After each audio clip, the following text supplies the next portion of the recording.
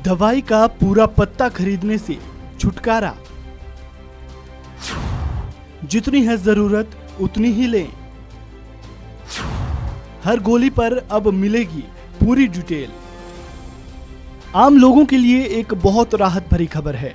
आने वाले समय में किसी को दवा की 1 या 2 गोली या कैप्सूल चाहिए तो केमिस्ट पूरी स्ट्रिप खरीदने के लिए मजबूर नहीं कर सकता। उपभोक्ता मामलों के मंत्रालय की ओर से मेडिसिन उद्योग से यही कहा गया है। इसके लिए ये व्यवस्था करनी होगी कि हर टैबलेट या कैप्सूल पर उस दवा की पूरी डिटेल जैसे कि एक्सपायरी डेट आदि मौजूद रहे। ईडी की एक रिपोर्ट के मुताबिक उपभोक्ता मामलों के मंत्रालय के एक अधिकारी ने बताया कि अगर किसी को 3 ही टैबलेट की जरूरत है तो उसे पूरा पत्ता क्यों खरीदना चाहिए। इसके लिए मंत्रालय ने दवाओं की पैकेजिंग में बदलाव करने की सलाह दी है। दवा की गोलियों या कैप्सूल के पत्ते की पैकेजिंग में इस तरह की बदलाव की तैयारी है ताकि केमिस्ट को उसे काट कर देना ही आसान रहे और उपभोक्ता को उसकी डिस्क्रिप्शन के साथ साथ पीछे एक्सपायरी डेट समेत सभी महत्वपूर्ण जानकारियां मिल जाएं। उस अधिकारी के मुताबिक हालांकि इससे लागत बढ़ सकती है, लेकिन जब सभी कंपनियां ऐसा करना शुरू कर देंगी तो वह भी कम हो जाएगी।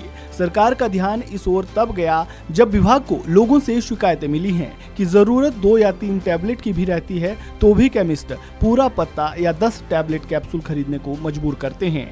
All Indian origin chemist and distributors के चेयरमैन जगन्नाथ सखाराम शिंदे का कहना है कि रिटेलरों के लिए पत्ते को काटने में समस्या आती है क्योंकि ज्यादातर हिस्सों में बैच नंबर, मैन्युफैक्चरिंग और एक्सपायरी डेट नहीं मिली होती है।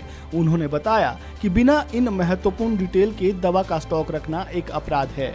ऐसे कटे हुए पत्तों को एक्सपायर दवाओं की तरह हटाना होता है जो कि पहले होलसेलर के पास भेजा जाता है और फिर उचित निपटारे के लिए मैन्युफैक्चरर तक पहुंचाना पड़ता है।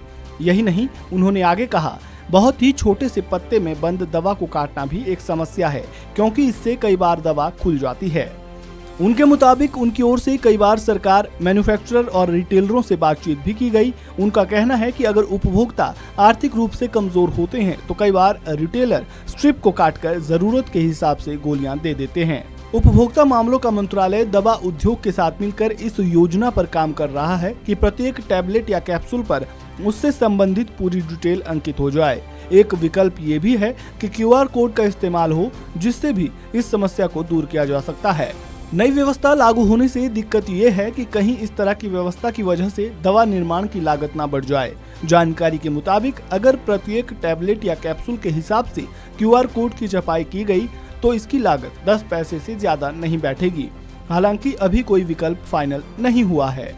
अभी आम भारतीय घरों में दिक्कत ये होती है कि पहले तो 2-3 दवाई की आवश्यकता होने पर उसका पूरा पत्ता खरीदना होता है, फिर बाकी दवा यूं ही घर में पड़ी रहकर एक्सपायर हो जाती है। इसकी वजह से देश में हर साल करोड़ों रुपए की दवाई बर्बाद हो जाने का अनुमान है। इस खबर में फिलहाल इतना ही। ताज़ा अपडेट के लिए बने रहें वन इंडिया हिंदी के साथ।